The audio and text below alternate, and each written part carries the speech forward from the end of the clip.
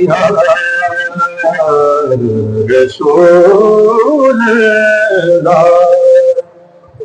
وسلم علیکہ یا حبیب اللہ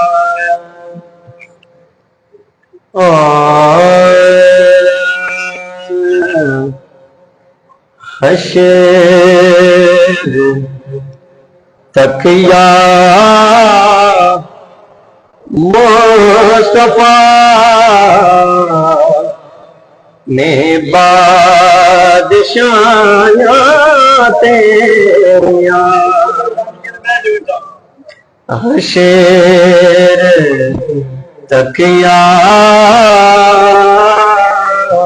مصطفیٰ نے بادشاہیاں تیریاں حشر تک یا مصطفیٰ نے بادشاہیاں تیریاں کر گئے جو کر گئے آقا جگایا تیریاں کر گئے جو کر گئے آقا گدایا تیریاں پیار کیتا انجے خدا نے نال تیرے سونیا پیار کیتا انجے خدا نے نال تیرے سونیا نوریاں دے شاکلو تلیاں چمایا تیریاں نوریاں دے شاکلو تلیاں چمایا تیریاں آکھیا شبیر نے نالے اے وقت نگا آکھیا شبیر نے نالے اے وقت نگا سہ نہیں سکدا دل میرا نانا جگایا تیریاں سہ نہیں سکدا دل میرا نانا جگایا تیریاں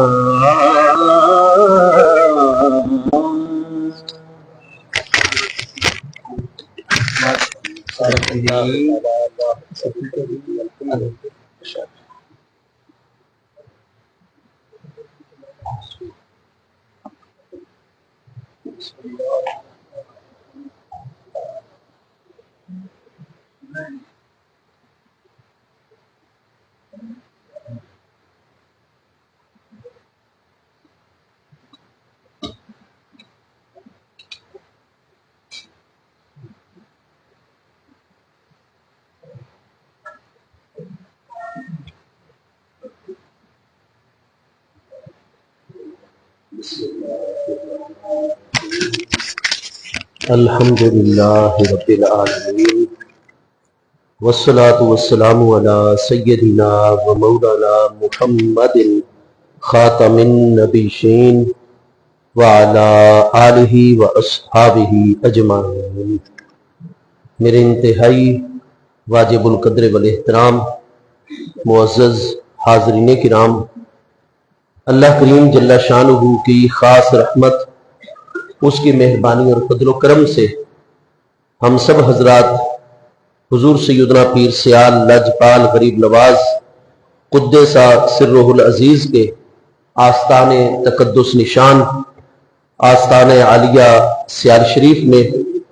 نماز جمعۃ المبارک کی ادائیگی کا شرف حاصل کرنے کے لیے اور اپنے مرشد کریم حضور سیدنا پیر سیال لاجپال غریب نواز کے فیوز و برکات کو حاصل کرنے کے لیے حاضر ہیں۔ رب کریم جل شانہ اپنی بارگاہ اقدس میں ہم سب کی حاضری قبول و منظور فرمائے۔ اللہ تبارک و تعالی حضور سیدنا پیر سیال لاجپال غریب نواز کے درجات عالیہ اپنی بارگاہ اقدس میں ہمیشہ بلند سے بلند تر فرمائے۔ آپ کے فیوز و برکات اللہ پاک ہم سب کو عطا فرمائے اور آپ کی مقدس پاکیزہ تعلیمات پر عمل کرنے کی اللہ پاک ہم سب کو ہمیشہ توفیق عطا فرماتا رہے۔ آپ سب حضرات جو دور و نزدیک سے نہایت محبت کے ساتھ، جذبے اور عقیدت کے ساتھ آستان مقدسہ سیال شریف میں حاضر ہیں، اپنے دلوں کے اندر جتنی بھی نیک خواہشات اور جائز مرادیں اور تمنائیں رکھتے ہیں، اللہ تبارک و تعالی ہم سب کے آقا و مولا حضور خاتم النبیین سید الاولین والآخرین علیہ التحیات و تسلیم کے وسیلہ باجلیلہ سے اور حضور پیر سیال لاجپال غریب نواز کی برکت سے جملہ حاضرین کی تمام جائز دلی مرادوں کو پورا فرمائے۔ صحیح بخاری شریف کی پہلی جلد کتاب العلم کی گزشتہ خطبہ جمعہ میں آخر پر آ کر ہم نے حدیث صحیح جو ہے وہ پڑھی تھی، جس میں یہ بات ہے کہ حضور سیدنا ابو ہریرہ رضی اللہ تعالیٰ عنہ محبوب کریم علیہ السلام کی بارگاہ اقدس میں حاضر ہوئے اور اپنی تکلیف جو تھی اس کا اظہار کیا محبوب کریم علیہ السلام کی بارگاہ اقدس میں کہ حضور انی اسمع منک حدیثا کثیرا، حضور میں کثرت سے آپ سے احادیث کریمہ سنتا ہوں، لیکن چند دنوں سے مجھے یہ تکلیف لاحق ہو گئی ہے، مرض لاحق ہو گئی ہے بھول جانے کی، کہ جو کچھ بھی سنتا ہوں نسیتو، میں اس کو بھول جاتا ہوں، بھول رہا ہوں۔ اب انہوں نے اپنی یہ مشکل جو ہے تو وہ محبوب کریم علیہ السلام کی بارگاہ اقدس میں پیش کی ہے۔ محبوب کریم علیہ السلام کی ذات بابرکات سے بڑھ کر تو عقیدہ توحید کی تعلیم دینے والی کوئی دوسری ہستی نہیں ہے۔ محبوب کریم علیہ السلام ہی تو کائنات خلق میں سب سے زیادہ اور سب سے اعلیٰ درس توحید عطا فرمانے والے ہیں، اور حضور سیدنا ابو ہریرہ رضی اللہ عنہ محبوب کریم علیہ السلام کے پیارے صحابی ہیں، نبی پاک علیہ السلام کے ہی زیر تربیت ہے۔ اگر محبوب کریم علیہ السلام کی تعلیم ایسی ہوتی کہ جب بھی کوئی زندگی میں مشکل مرحلہ آ جائے، کوئی عارضہ لاحق ہو جائے، کوئی پریشانی اور الجھن آ جائے، تو ہمیشہ صرف اور صرف اللہ پاک کی بارگاہ اقدس میں ہی دعا مانگنی ہے، اللہ کریم کی بارگاہ اقدس میں ہی عرض کرنا ہے، اور اللہ پاک کے جو محبوبین و مقربین ہیں، حضرات انبیاء کرام علیہ السلام کی مقدس بارگاہیں ہیں، اللہ پاک کے باقی محبوبین مقربین، ان کی خدمت میں آپ کوئی اپنا مسئلہ اور الجھن پیش نہیں کر سکتے۔ ہاں، ان سے محض آپ اپنے حق میں دعا کروا سکتے ہیں اور ان سے آپ مسائل کے اندر رہنمائی لے سکتے ہیں، لیکن کوئی اپنی حاجت، کوئی مشکل پیش نہیں کر سکتے۔ تو اگر محبوب علیہ السلام کی کوئی ایسی تعلیم ہوتی تو بھئی حضرت سیدنا ابو ہریرہ رضی اللہ تعالیٰ عنہ تو رہتے ہی محبوب کریم علیہ السلام کی مسجد شریف کے ساتھ صفہ مقدسہ کے اندر ہے، وہ مسجد شریف میں جائیں اور رب کریم جل شانہ کی بارگاہ اقدس میں دعاؤں کا سلسلہ شروع کرتے ہیں، اور میں نے پہلے بھی عرض کیا تھا کہ ہم جو جمہور اہل اسلام ہیں، اہل سنت و جماعت، جو اولیاء اللہ الکاملین کے مقدس آستانوں اور روحانی مراکز کے ساتھ تعلق رکھنے والے، سب سے زیادہ دعائیں ہم اللہ پاک کی بارگاہ میں عرض کرتے ہیں۔ ہم نے تو جب بھی یہاں اپنے مرکز مقدس، مرکز منور، فیض و برکت کے عظیم مرکز آستان عالیہ سیال شریف میں، ہاں جی، جب بھی حضور پیر سیال لاجپال غریب نواز کی بارگاہ اقدس میں کوئی ایسا معاملہ پیش کیا ہے تو آپ تو زیادہ دعائیں ہی تعلیم فرماتے ہیں، اوراد و وظائف ہی عطا فرماتے ہیں، ذکر الہی عطا فرماتے ہیں، فلاں دعا مانگی جائے، فلاں آیت بینہ کا ورد کیا جائے، پھر حضور پیر سیال کی توجہات ہوتی ہیں، اللہ پاک شرف قبولیت عطا فرماتا ہے، فوراً کرم نوازی اللہ پاک کی بارگاہ سے ہو جاتی ہے۔ تو گزارش یہ ہے کہ سب سے زیادہ دعائیں مانگنے والے اللہ کی بارگاہ میں کون ہیں؟ جمہور اہل اسلام، اہل سنت و جماعت۔ اور بلکہ کئی دعائیں ایسی ہیں کہ جو توحید کا بہت زیادہ جو ہے علم بلند کرنے والا اپنے آپ کو سمجھتے ہیں، وہ حضرات الٹا کئی مرتبہ اللہ پاک کی بارگاہ میں دعا مانگنے سے منع کرتے ہیں اور کہتے ہیں جی فلاں دعا بدعت ہے، اور اس کو بدعت سیئہ قرار دیں گے، اس دعا مانگنے کو وہ جہنم میں جانے کا باعث قرار دیں گے، بہت بڑی کائنات میں گمراہی قرار دیں گے۔ تو بھئی ہمیں تو الٹا جمہور اہل اسلام، ہم تو اتنی کثرت سے اللہ تبارک و تعالیٰ کی بارگاہ اقدس میں دعائیں مانگنے والے ہیں کہ ہمیں کئی دعائیں مناظرے کر کر کے ثابت کرنی پڑتی ہیں۔ تو ہم تو دعاؤں کے منکر نہیں ہیں اللہ پاک کی بارگاہ میں، سب سے زیادہ دعائیں ہم کرنے والے لوگ ہیں اولیاء اللہ کے پیروکار۔ ہاں جی، ہم تو اللہ تعالیٰ کی بارگاہ میں فرضوں کے بعد اجتماعی دعا، تو اس کا کئی دیوبندی حضرات انکار کریں گے اور کہیں گے یہ بدعت ہے، کئی غیر مقلدین اور اہل حدیث حضرات انکار کریں گے جناب یہ تو بدعت ہے، بس فرضوں سے سلام پھیرا جائے اور آپ جو ہے دعا مانگے بغیر وہ جناب آپ شروع ہو جائیں، اگلی سنتیں اگر ہیں تو وہ پڑھیں، ورنہ اپنی جوتیاں اٹھائیں اور جدھر سے آئیں ادھر چلے جائیں۔ ہمارا کہنا یہ ہے کہ فرضوں کے بعد اگر سنتیں موجود ہوں، جیسا کہ ظہر کی نماز کے بعد فرضوں کے بعد 2 سنتیں موقدہ موجود ہیں، نفل 2 موجود ہیں، مغرب کے بعد 2 سنتیں موجود ہیں 3 فرضوں کے بعد، عشاء کے 4 فرضوں کے بعد 2 سنتیں موقدہ موجود ہیں، تو الغرض آپ دیکھیں گے مشکات شریف کتاب الصلاۃ صفحہ 105 پر صحاح 6 کی احادیث کریمہ کی کتابوں کے حوالوں سے یہ حدیث صحیح ہے کہ ہمارے پیارے آقا کریم علیہ التحیات و تسلیم کو یہ بات سرے سے پسند ہی نہیں تھی کہ فرضوں کا سلام پھیرتے ہی سنتیں شروع کر دی جائیں، نہیں، محبوب کریم علیہ السلام فرماتے ہیں حدیث صحیح ہے، اور کتنی اسناد کے ساتھ اور کتنی کتب احادیث میں صحیح اسناد کے ساتھ یہ حدیث مبارکہ موجود ہے کہ محبوب کریم علیہ السلام فرماتے ہیں جب تم ایک نماز ادا کر لیتے اور اس کے بعد اگلی نماز تم نے پڑھنی ہے اسی وقت، جیسا کہ ظہر کا میں نے عرض کیا کہ 4 جو ہے وہ جناب فرض ہے، اس سے پہلے 4 سنتیں موقدہ ہیں، اس کے بعد 2 سنتیں موقدہ ہیں، تو محبوب کریم علیہ السلام حکم فرماتے ہیں کہ جب تم فرض ادا کر لیا کرو اور اس کے بعد جو سنتیں ادا کرنی ہے تو محبوب علیہ السلام نے فرمایا ان کے درمیان کم از کم بھی ذکر الہی، درود پاک، دعا، استغفار کے ذریعے سے کم از کم بھی 2 رکعات نماز کے برابر وقفہ جو ہے وہ ضرور کیا کرو۔ ٹھیک ہے جی، اور یہی سیدنا امام اعظم ابو حنیفہ رضی اللہ تعالی عنہ کا قول ہے کہ جب ہم فرضوں کا سلام پھیرے تو فوری طور پر سنتوں کو شروع نہیں کرنا بلکہ اس میں وقفہ لے آنا ہے۔ چنانچہ صحیح بخاری شریف پہلی جلد صفحہ 116 کتاب الصلاۃ میں حضور سیدنا عبداللہ ابن عباس الہاشمی رضی اللہ تعالی عنہ سے مروی حدیث صحیح موجود ہے کہ ان رفع الصوت بالذکر حين ينصرف عن صلاۃ مکتوبۃ کان من عہد النبی علیہ الصلوۃ والسلام کہ ان رفع الصوت بالذکر، نماز فرض کی ادائیگی کے فوراً بعد، فجر کے 2 فرض ہیں، ظہر کے 4 فرض ہیں، عصر کے 4 فرض ہیں، مغرب کے 3 فرض ہیں، عشاء کے 4 فرض ہیں، تو فرمایا فرض جب جماعت کے ساتھ ادا ہوتے ہیں تو حینا ینصرف عن صلاۃ مکتوبۃ، صلاۃ مکتوبہ جو ہم پر لکھ دی گئی ہے، کتابت جس کی کر دی گئی ہے، تو وہ ہے یہ فرض جو میں نے 5 کی 5 نمازوں کے گنے ہیں۔ تو حضرت ابن عباس فرماتے ہیں کہ باجماعت نماز جب فرض ادا کیے جائے،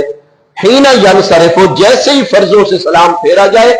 تو ان رفع الصوت بالذکر، اللہ کے ذکر کے ساتھ پھر آواز کو بلند کرنا، کان من عہد النبی علیہ السلام، یہ نبی پاک علیہ السلام کے عہد مقدس اور نبی علیہ السلام کے دور مبارک دنیاوی سے ہم مسلمانوں میں سلسلہ جاری و ساری ہے۔ آپ کئی مساجد میں دیکھتے ہیں کہ فرضوں کا سلام پھیرتے ہی 3 مرتبہ لا الہ الا اللہ کا بلند آواز سے ذکر کیا جاتا ہے۔ تو حضرت ابن عباس فرماتے ہیں یہ کوئی بعد کی بات نہیں ہے، یہ نبی پاک علیہ السلام کے زمانے اقدس سے ہے۔ اور آپ کا تو یہ بھی فرمان موجود ہے کہ جب بھی محبوب کریم علیہ السلام کی جلوہ گری حضور ام المومنین سیدتنا میمونہ بنت حارث رضی اللہ تعالی عنہا کے ہاں ہوتی تھی، جب حضور ساداتنا امہات المومنین رضی اللہ تعالی عنہ اجمعین میں سے حضور سیدتنا ام المومنین سیدہ میمونہ رضی اللہ تعالی عنہ کی باری ہوتی تھی، تو ابن عباس رضی اللہ تعالی عنہ کی آپ کیونکہ سگی خالہ جان ہے، کیونکہ حضرت ابن عباس کی امی جان حضور سیدتنا ام الفضل بنت حارث رضی اللہ تعالی عنہ ہے، اور یہ کریم ام المومنین ہستی سیدہ میمونہ بنت حارث الہلالیہ رضی اللہ تعالی عنہ ہے۔ تو بڑی بہن جو ہے وہ نبی علیہ السلام کے چچا جان کے گھر میں ہے، سیدنا عباس کے گھر میں، اور چھوٹی بہن جو ہے وہ محبوب کریم علیہ السلام کے عقد مقدس میں ہے۔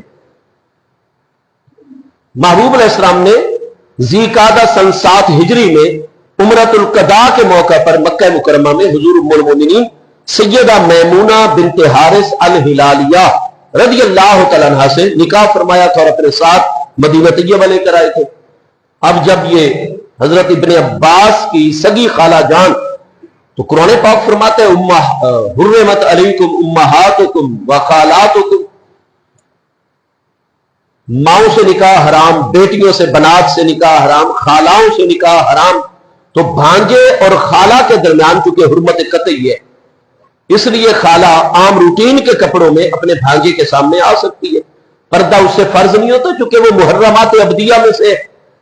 ان کا نکاح کبھی بھی کسی صورت میں ہی حلال نہیں ہے، تو بالکل محرمات میں ہے۔ اور جب حرمت قطعی درمیان میں موجود ہے تو پھر خالہ اور بھانجے کا پردہ نہیں ہوا کرتا۔ تو حضرت ابن عباس تو ویسے بھی ابھی نابالغ تھے جب آقا کریم علیہ السلام کا سن 11 ہجری میں 1 یا 2 ربیع الاول شریف کو، اور حضور پیر سیال لجپال غریب نواز قدس سرہ العزیز کی تحقیق یہ ہے کہ 2 ربیع الاول شریف سن 11 ہجری پیر کی دوپہر محبوب علیہ السلام کا وصال اقدس ہے۔ اس لیے آستان عالیہ مقدسہ چشتیہ نظامیہ سیال شریف کے اندر محبوب کریم علیہ السلام کا عرس مقدس جو ہے وہ 2 ربیع الاول شریف کو منایا جاتا ہے، اور کسی عرس مبارک میں وہ اہتمام نہیں ہوتا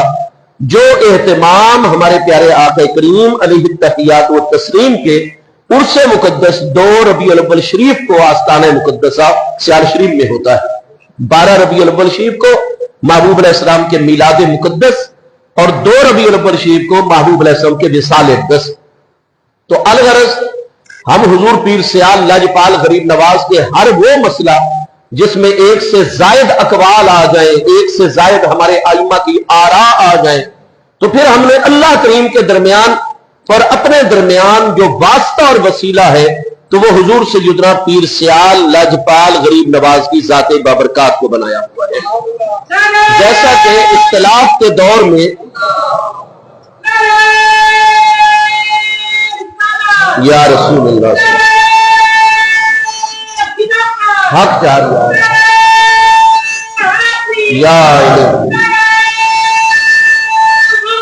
یا غوث العظیم لجپال ایک سیال ایک سیال، اور یہ دور صحابہ کرام سے مبارک طریقہ آ رہا ہے۔ آپ مستدرک امام حاکم جلد نمبر 3 صفحہ 381 جو دار اللحام کا ایڈیشن ہے، میرے پاس 4 جلدوں میں موجود ہے، उसमें जो तीसरी जिल्द व 381 किताबुल मनाकिब में जहां हुजूर सैयदना अब्दुल्ला इब्न मसूद रज़ी अल्लाह अन्हु मुअल्लिमुस सहाबा और हुजूर मौलाए मुर्तजा शेर खुदा करमल्लाहु तआला वजहुल करीम के साथ साथ जो हमारे उस्ताजुल असातिज़ा हैं, वो मक्का मुकरमा में 6 नंबर पर मुशर्रफ इस्लाम होने वाली हस्ती सैयदना अब्दुल्ला इब्न मसूद रज़ी अल्लाह तआला अन्हु है। क्योंकि इमाम आजम अबू हनीफा रज़ी अल्लाह अन्हु के फिक्र के अंदर जो उस्ताद है वो जहां हुजूर इमामुल अइम्मा सैयदना इमाम मोहम्मद अल बाकिर रज़ी अल्लाह अन्हु की ज़ात बबरकत है, हुजूर इमामुल अइम्मा सैयदना इमाम जाफर अस-सादिक रज़ी अल्लाह अन्हु की ज़ात बबरकत है। वहां सैयदना इमाम आजम ने सबसे ज्यादा फिक्र जो है वो इमामुल मुस्लिमीन सैयदना इमाम हम्माद बिन अबी सुलेमान अल इराकी रज़ी अल्लाह अन्हु से हासिल की है। और इमाम हम्माद रज़ी अल्लाह अन्हु वो सैयदना इब्राहिम नखी ताबई के शागिर्द है और वो शागिर्द है हजरत अलकमा बिन कैस के, और अलकमा बिन कैस रज़ी अल्लाह अन्हु ताबई शागिर्द है हुजूर मौलाए मुर्तजा शेर खुदा करमल्लाहु तआला वजहुल करीम के, और उनसे पहले ज्यादा शागिर्दी की हुजूर सैयदना व सैयदुस सादातना मुअल्लिमुस सहाबा इमामुल मुज्तहिदीन हजरत सैयदना अब्दुल्ला इब्न मसूद रज़ी अल्लाह तआला अन्हु की। तो हमारी जितनी भी फिक़ह हनफी है उसमें ज्यादा जो फैज आया है वो हजरत सैयदना अब्दुल्ला इब्न मसूद और सैयदना मौला मुर्तजा शेर खुदा करमल्लाहु तआला वजहुल करीम का आया है। तो इस हदीस मुबारका को जहां इमाम अबू अब्दुल्ला हाकिम नेशापुरी जो 402 हिजरी में विसाल फरमा रहे, इमाम बैहकी जैसी हस्तियों के उस्ताद है, वही इमाम मोहम्मद बिन उस्मान शम्सुद्दीन ज़ाहबी जो 748 हिजरी में विसाल फरमा रहे, उन्होंने बाकायदा तौर पर फरमाया कि हदीस सनदन भी सही है, मतनन भी सही है। हाफिज इब्ने हजर और जितने आज तक के बड़े बड़े आइमा मुहद्दिसीन हैं वो सारे के सारे इस हदीस को सनदन भी, अल्लामा नासिरुद्दीन अलबानी जो दौरे हाजिर के आलम अरब के सबसे बड़े सनद के एतबार से मुहक्किकीन में शुमार होते हैं, उन्होंने भी सिलसिलतुल अहादीस सहिया में फरमाया कि यह हदीस सनदन मतलन सही है। तो जब हजरत सैयदना हुज़ैफा बिन यमान प्यारे सहाबी रज़ी अल्लाह अन्हु जिनको सबसे ज्यादा फितनों के मुताल्लिक नबी अलैहिस्सलाम ने इल्म और आगही अता फरमाई थी, आप फरमाते हैं कि बाकी प्यारे सहाबा इकराम महबूब अलैहिस्सलाम से अहकाम और मसाइल के मुताल्लिक सवाल करते, और मैं हमेशा महबूब करीम अलैहिस्सलाम की बारगाह में क़यामत तक आने वाले फितनों के मुताल्लिक सवाल करता था ताकि मेरे सवाल का महबूब अलैहिस्सलाम जवाब अता फरमाएंगे, ये तमाम करीम हस्तियां सुनेगी, आगे रिवायत करेंगी, और क़यामत तक जो फितने आने वाले हैं महबूब अलैहिस्सलाम की जुबान अक़दस के जरिए लोगों के इल्म में आ जाएंगे, हर दौर के अहले ईमान अपने ईमान को बचा सकेंगे। तो हजरत सैयदना हुज़ैफा बिन यमान सबसे ज्यादा फितनों के मुताल्लिक सवाल करते और महबूब अलैहिस्सलाम इस बात को पसंद फरमाते। चुनांचे मुस्लिम शरीफ में हदीस सही है कि हजरत अमीरुल मोमिनीन उमर फारूक आजम रज़ी अल्लाह अन्हु इस उम्मत के सबसे बड़े मुहद्दिस हैं। आप भी जब कोई शख्स मदीना तैयबा या मुज़ाफ़ात में फौत हो जाता और उसकी मैयत जो है जनाजे के लिए वो लाई जाती जनाजा गाहे मदीना तैयबा में, तो सैयदना उमर रज़ी अल्लाह अन्हु उस वक्त तक जनाजा नहीं पढ़ाते थे जब तक सैयदना हुज़ैफा से मुलाकात न कर लेते, और पूछते जनाब ये जो बंदा फौत हुआ है और जिसका जनाजा गाह में जनाजा लाया गया है, मैं उस पर नमाज पढ़ूं या न पढ़ूं, ये सही मोमिन है, कहीं मुनाफिक तो नहीं है?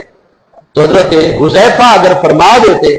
सैयदना हुज़ैफा बिन यमान अंसारी रज़ी अल्लाह अन्हु के जनाब ये मोमिन बंदा है, तो सैयदना उमर जाकर जनाजे में शिरकत करते हैं। और अगर आप फरमाते नहीं ये मशकूक बंदा है और मुनाफिक आदमी है, इसके बारे में नबी अलैहिस्सलाम ने मुझे इल्म अता फरमाया हुआ है, तो सैयदना उमर किसी सूरत भी उस बंदे की नमाज जनाजा में शमूलियत नहीं फरमाया करते थे। अब सैयदना हुज़ैफा और यहीं से यह पता चला कि ये शान है खिदमतगारों की, सरकार का आलम क्या होगा। प्यारे अहले बैत अत्हार रिज़वानुल्लाह ताला अलैहिम अजमईन की मुक़द्दस हस्तियों पर, प्यारे सहाबा इकराम रिज़वानुल्लाह ताला अलैहिम अजमईन की मुबारक हस्तियों पर जितना फैज़ है हमारे आका मौला हुजूर खातमुन नबीयीन अलैहि तहिय्यात व तस्लीम का फैज़ मुक़द्दस है, तो जिनके गुलाम मुनाफिकीन के बारे में सारा इल्म रखते हैं, और हजरत उमर का ये अकीदा है कि हजरत हुज़ैफा को पता चल जाता है ये मोमिन है मुनाफिक है, क्योंकि महबूब का फैज़ है, महबूब ने इल्म अता फरमाया हुआ है تو حضرت حذیفہ کو تو جتنا علم ملا ہے بارگاہ مصطفیٰ علیہ السلام سے ملا ہے، تو جب غلاموں کو علم ہے تو مصطفیٰ کریم علیہ السلام کو کیوں نہیں منافقین کا پتہ؟ پھر قرآن فرما رہے کہ تارکہم بسیماہم، میرے پیارے محبوب آپ منافقین کو ان کی نشانیوں سے خوب اچھی طرح جانتے ہیں، خوب اچھی طرح پہچانتے ہیں۔ تو حضرت سیدنا عمر جیسی ہستی آپ حضرت حذیفہ پر اعتماد کرتے کہ بھئی آپ کو چونکہ سارے فطروں کا علم ہے، منافقین کا علم ہے، لہذا آپ ان سے مشورہ فرما لیتے کوئی اقدام اس طرح کا اٹھانے سے پہلے۔ وہ سیدنا حذیفہ فرماتے ہیں جب اختلاف ہونے لگ گیا، نئے نئے آراء آنے لگ گئی، غیر مسلم جو ہے وہ ایران کے 9 مسلم، غیر مسلم نہیں بلکہ غلطی ہو گئی، 9 مسلم نئے کلمہ پڑھنے والے، وہ جب آئے اپنی پرانی فکروں کو اپنے ساتھ لے کر آئے، اگر تو وہ کسی صاحب علم و دانش ہستی کے پاس بیٹھتے اور غلط آراء کا اظہار کرتے تو وہ صاحب علم و دانش ہستی فوراً ان کو ٹوک دیتے، بڑے پیار سے ان کی اصلاح کرتے تھے۔ لیکن اگر کوئی سادہ لوگ تابعین ہے اور سادہ لوگ بزرگ آخری دور میں محبوب علیہ السلام کے مثال کی ایمان لانے والی ہستی اور طبیعت اور مزاج بھی بڑا سادہ ہے، کئی پیارے صحابہ کرام کی نورانی پاکیزہ ہستیاں اس طرح بھی تھی، بہت سادہ لوگ، اور وہ الٹا تابعین علماء کو دیکھتے تھے۔ مسلم شریف میں حدیث صحیح ہے کہ جب ایک مسئلہ پوچھا جائے پیارے صحابی رضی اللہ عنہ سے تو انہوں نے فرمایا مجھے اس مسئلے کا علم نہیں ہے۔ عبداللہ بن مسعود رضی اللہ عنہ کے پیارے شاگرد علقمہ بن قیس ہمارے درمیان موجود ہے، فلاں جگہ ان کا گھر اور رہائش ہے، آپ مہربانی کرے مجھ سے ایک وعدہ کریں۔ انہوں نے کہا حضور آپ محبوب کے پیارے صحابی ہیں، میں کیا آپ سے وعدہ کروں؟ تو میں وعدہ یہ ہے کہ جاؤ فلاں جگہ ان کا گھر ہے، کوئی مسئلہ سوال ان سے پیش کرو، پھر جو جواب وہ عطا کرے تاکید عبداللہ بن مسعود کے شاگرد وہ جواب یاد کر لینا، اچھی طرح سمجھ لینا اور وعدہ کرو کہ واپسی پر کسی رستے سے گزرو گے اور مجھے اس مسئلے کا جواب دیتے چلے جاؤ گے جو حضرت علقمہ نے ارشاد فرمایا ہے۔ کیونکہ حضرت عبداللہ بن مسعود کے شاگردان کا علم سبحان اللہ، حضور امیر المومنین مولا کائنات کرم اللہ تعالیٰ حضور کریم کا آپ کوفہ کو دار الحکومت بناتے تو پہلی ملاقات آپ نے سیدنا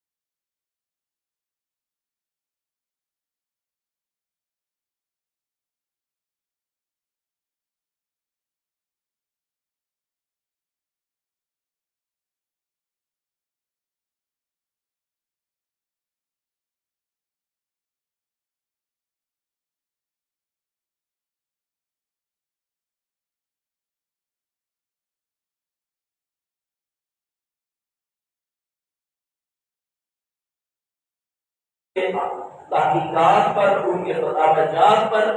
عمل کرنے والوں کو اللہ پاک نجات عطا فرمائے گا، اور جدھر سیدنا عبداللہ بن مسعود ہوں گے قیامت تک کے پیروکار آپ کے ساتھ ہوں گے، کیونکہ حدیث صحیح ہے، ہمارے پیارے آقا کریم علیہ السلام نے فرمایا عبداللہ بن مسعود رضی اللہ عنہ کو اتنا ہم نے علم عطا کر دیا ہے اور اس طرح وہ محفوظ کر چکے ہیں علم کو اپنے اندر، محبوب نے فرمایا کوئی بھی اختلافی مسئلہ آ جائے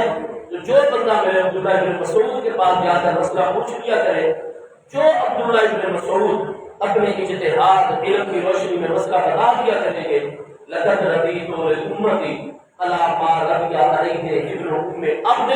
فرمایا میری امت کے متعلق جس مسئلے کے اوپر اور جس تحقیق کے اوپر میرا عبداللہ بن مسعود راضی ہے، میں اپنی امت کے متعلق ہر اس مسئلے پر اللہ کے رسول علیہ السلام بھی راضی ہوں۔ وہ سیدنا عبداللہ زیادہ صحابہ کرام تابعین ہر دور کے اندر جس ہستی پر سب سے زیادہ اعتماد ہوتا ہے، تو جب اقوال مختلف ہو جاتے ہیں، مسائل بہت زیادہ ہو جاتے ہیں، تو پھر ان ہستیوں کو درمیان میں اللہ اور اپنے درمیان واسطہ بنا دیا جاتا ہے۔ ہم مغل فرقہ کے حوالے سے خوش قسمت ہیں کہ حضور پیر سیاہ لہپال غریب نواز کے ذریعے سے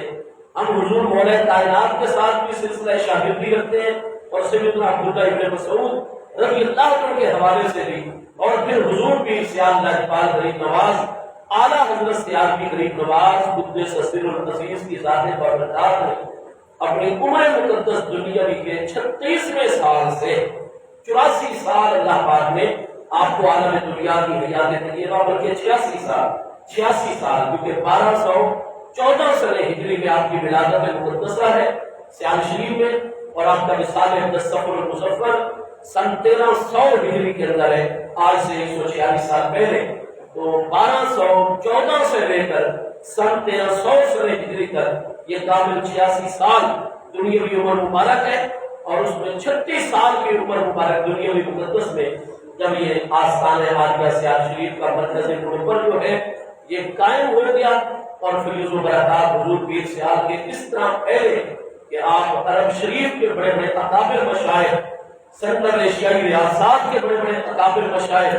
اور ہمارے ہندوستان اس وقت متحدہ ہندوستان تھا، ہمارے پیارے وطن پاکستان کا علاقہ، انڈیا کا علاقہ، اور جناب افغانستان سارے کا سارا کتنے بڑے بڑے اوقات اقطاب صوبے کرتے تھے افغانستان کے اندر، بخارا کے اندر، اور شام کو وہ حضور پیر سیال کے آستانے پر آپ کی حیات طیبہ میں، اور جو اس شمس زمان کی زیارت کا شرف حاصل کرتا تھا وہ اپنے علاقوں میں جاتے، اور یا اللہ کے کاملین اور مشائخ وہ فرماتے کہ اس وقت روئے زمین کے اوپر جس ہستی کو شیخ کے لفظ سے یاد کرنا بالکل مناسب ہے، اور جس کو پیر طریقت اور شیخ الشیوخ کہنا، تو وہ ہستی حضرت خواجہ محمد شمس الدین شمس العارفین سیالوی صاحب کی ذات بابرکات۔ اس لیے آج آپ جس بھی روحانی مرکز پر جائیں، وہ سلسلہ عالیہ قادریہ کا روحانی مرکز ہو، سلسلہ عالیہ نقشبندیہ کا روحانی مرکز ہو، سلسلہ عالیہ سہروردیہ کا، اور ہمارے مشائخ چشتیہ رضوان اللہ علیہ کوئی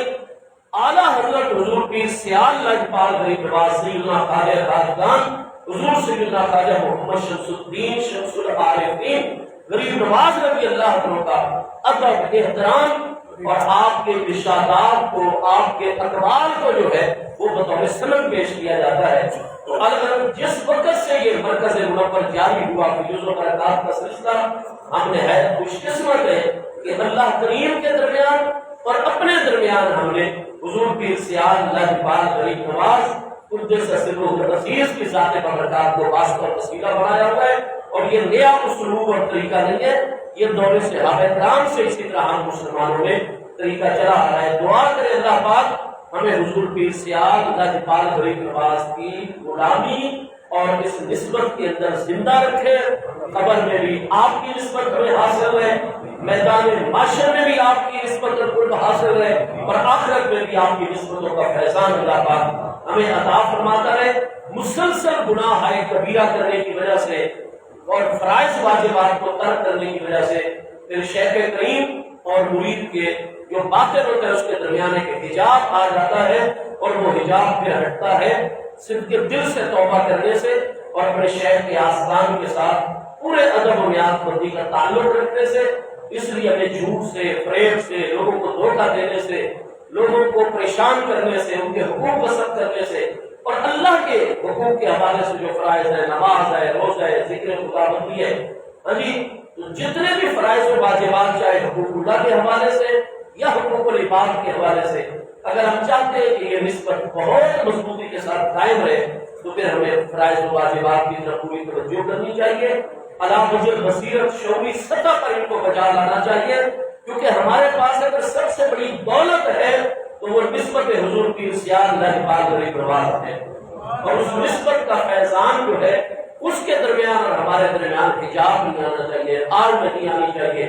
ظلمت و تاریخی اور آستانہ عالیہ پر حاضری جو باادب ہوتی ہے، یعنی کہ تھوڑی سی جلدی ہے تو آپ کی طرح ہارن دے دے کر شور مچانے لگ جاتے ہیں، پیر بھائی بھی رستہ نہیں دیتے ایک دوسرے کو، دھکے پڑ رہے ہوتے ہیں، سنت ادا کرتے ہوئے ایک دوسرے کا خیال نہیں کرتے، تو آستان عالیہ جو ہے یہ جنت نشان مرکز ہے، مدینہ طیبہ کا فیض ہی فیض اس مبارک مرکز پر ہے۔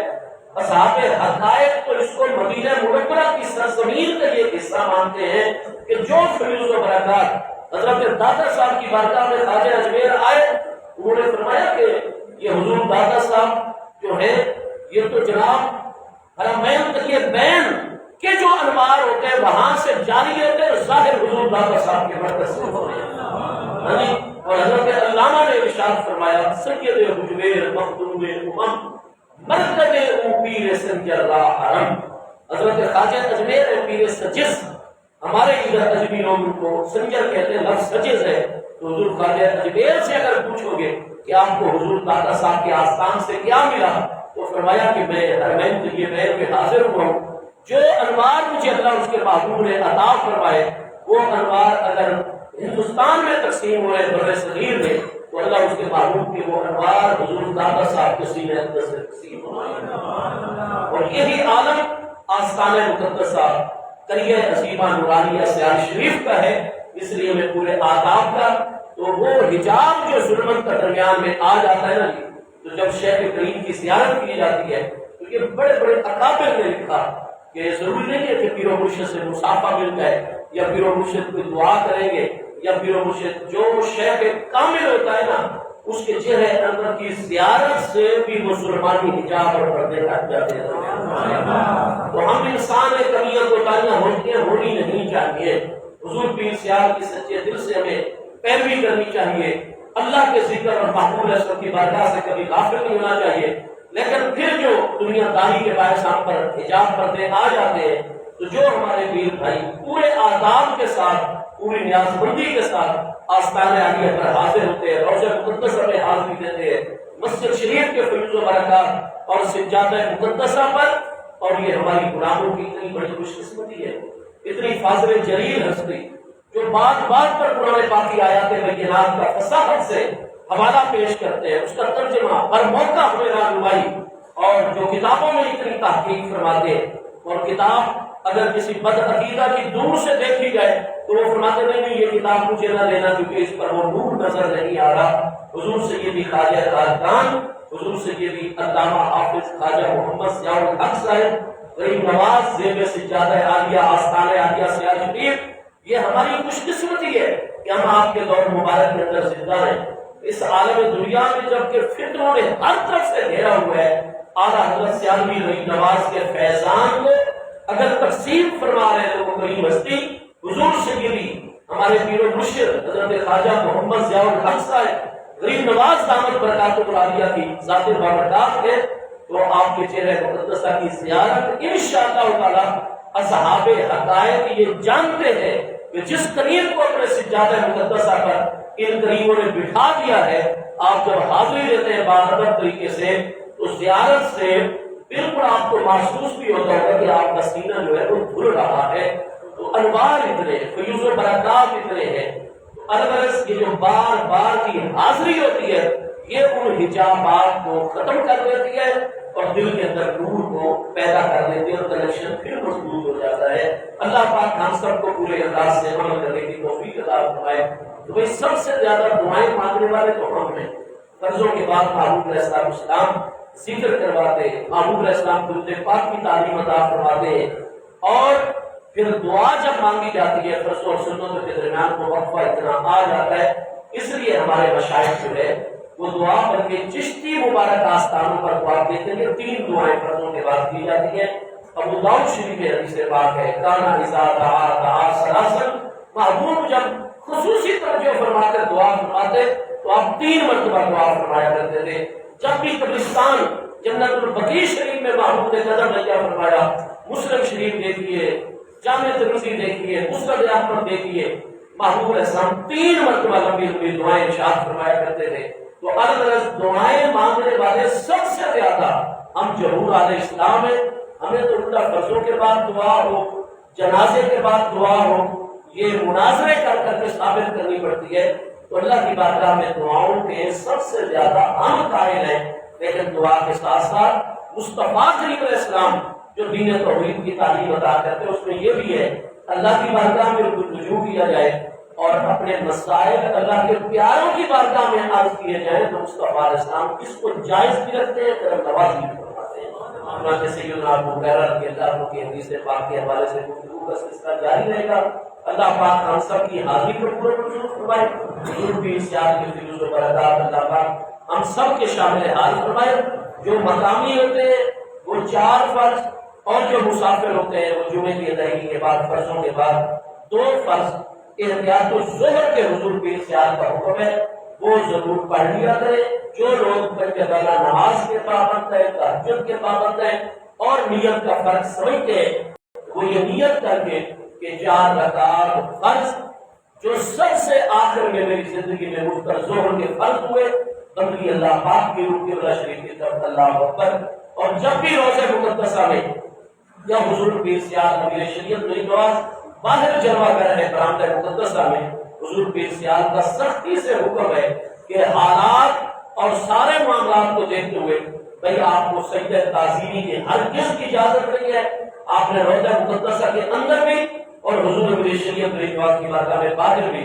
سجدہ تعظیمی سے بالکل پرہیز کرنا ہے۔ آپ حاضری دیں پورے ادب کے ساتھ، آپ مزار مقدس کا بوسہ لے سکتے ہیں، حقیقت و محبت کا اظہار کر سکتے ہیں، لیکن سجدہ تعظیمی بالکل نہیں کرنا، حضور کی سیاحت سے منع۔ تو احتیاط الظہر کا بھی خیال رکھا کریں، اور دوسرا یہ ہے کہ سجدہ تعظیمی سے بالکل بچا کریں۔ اللہ پاک ہم سب کو حضور کی سیاحت کی تعلیمات پر عمل کی توفیق عطا فرمائے، سنت ادا فرمائے۔